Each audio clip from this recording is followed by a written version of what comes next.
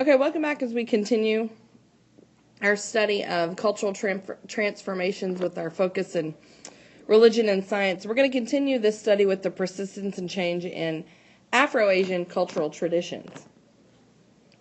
There were some African religious elements that accompanied the slaves to the Americas. The development of Africanized forms of Christianity in the Americas with divination, dream interpretation, vision, spirit possession. And Europeans often tried to suppress many of these African elements as sorcery. And we see a persistence of syncretic religions with Christianity and these African elements, just like we did with the indigenous or native elements from before.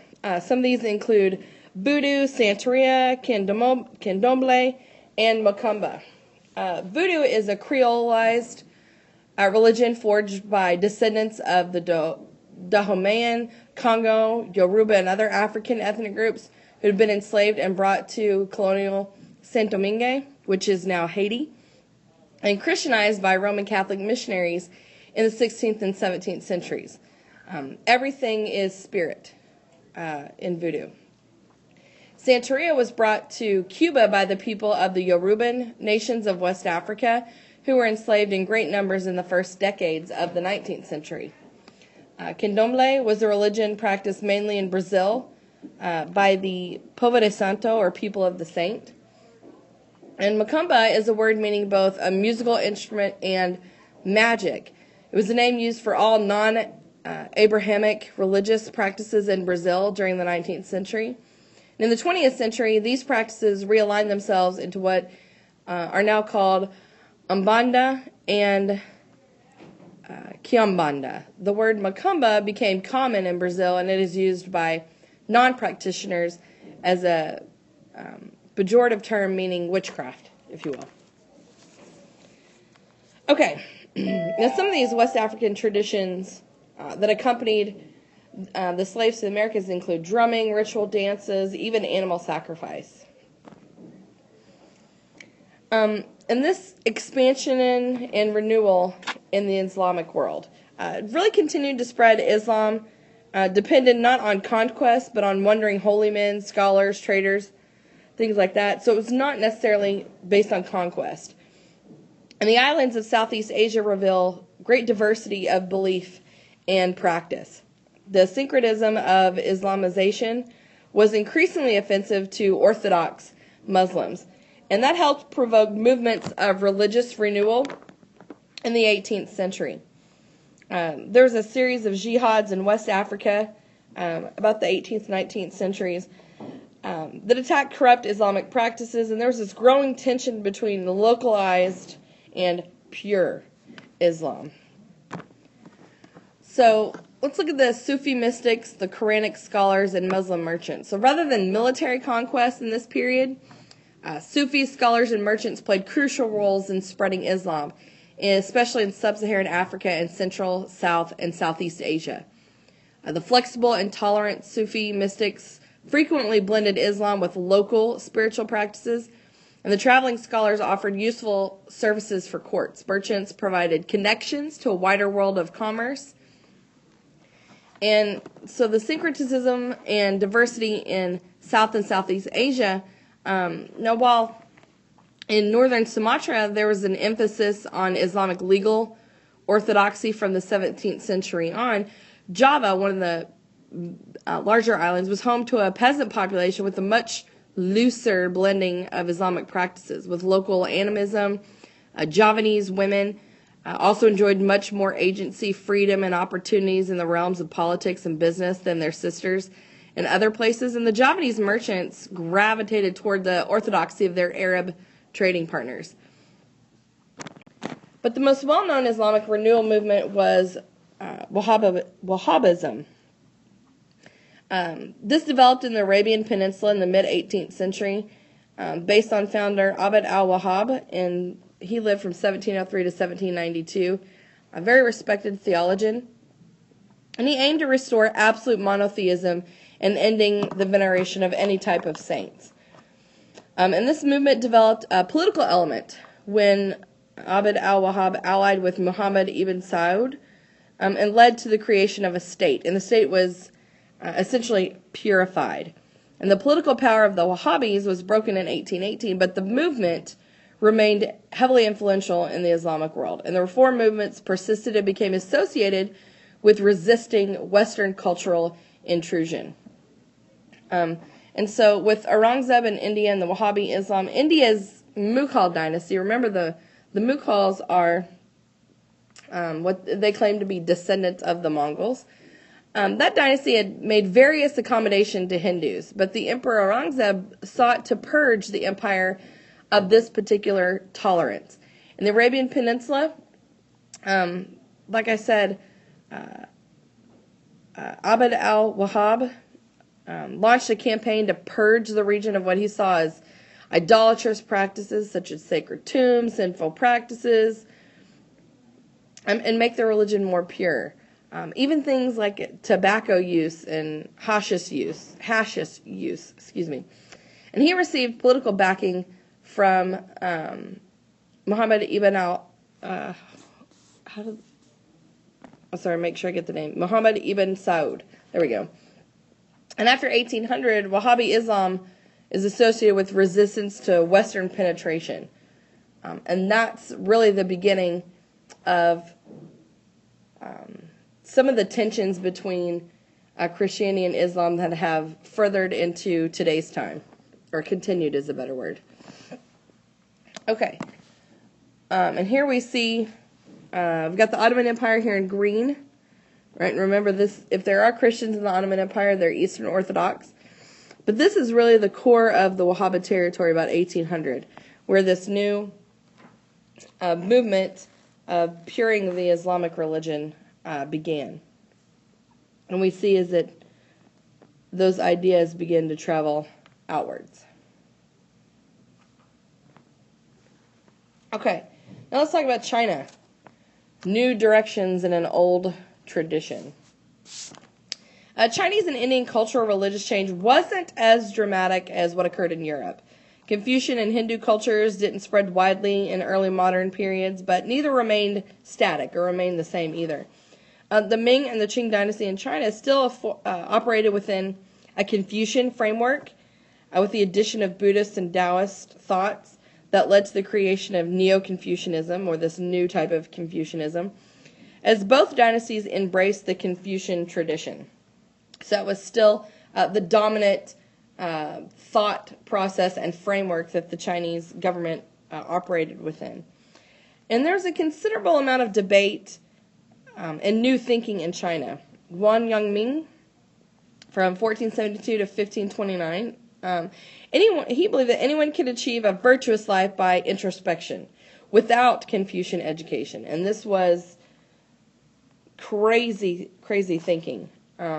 Everything always was based around Confucian ideas and education in those relationships. But he said anyone can achieve that virtuous life by introspecting and looking at oneself.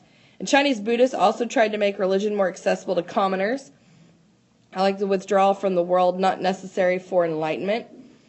In similarity to Martin Luther's argument that individuals could seek salvation without the help of a priestly hierarchy. And then lastly, Cao Zheng. This was research based on evidence. And this was a new direction in Chinese elite culture.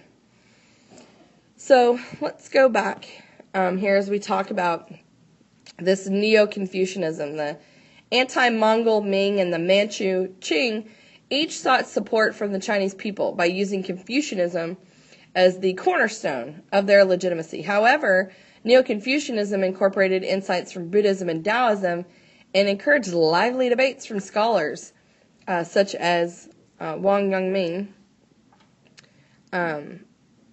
Like I said, that held that anyone could reach that virtuosity with introspection and even contemplation. But and here we have Cao Zheng, and he said you got to research, do your research and leave it up to the facts. He criticized the unfounded speculation of Confucianism and promoted detailed observation and accuracy in the material world in historical documents. What can you actually see and prove? And then we have the lively popular culture that existed among the less well-educated. We see this in the production of plays and paintings and literature. This great age of novels such as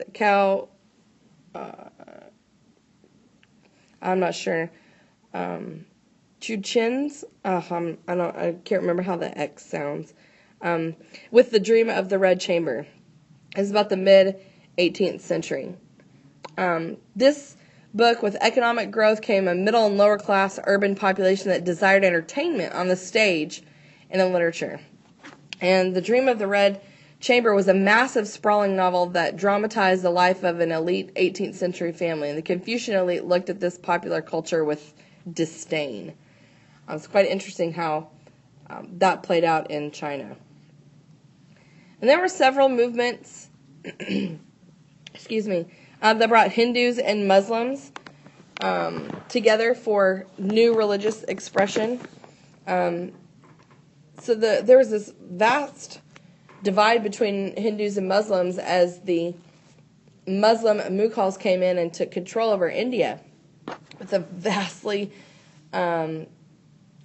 majority of the people being Hindus. It was a great divide, but there were several movements that attempted to bring these two religious groups together in new forms of religious expression. The Bhakti movement was especially important.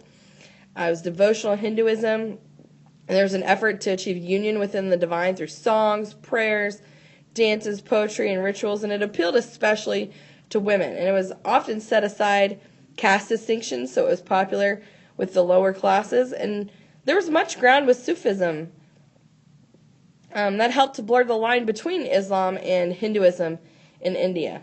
And there was even Mirabai, who lived 1498 to 1547, is one of the best-loved Bhakti poets.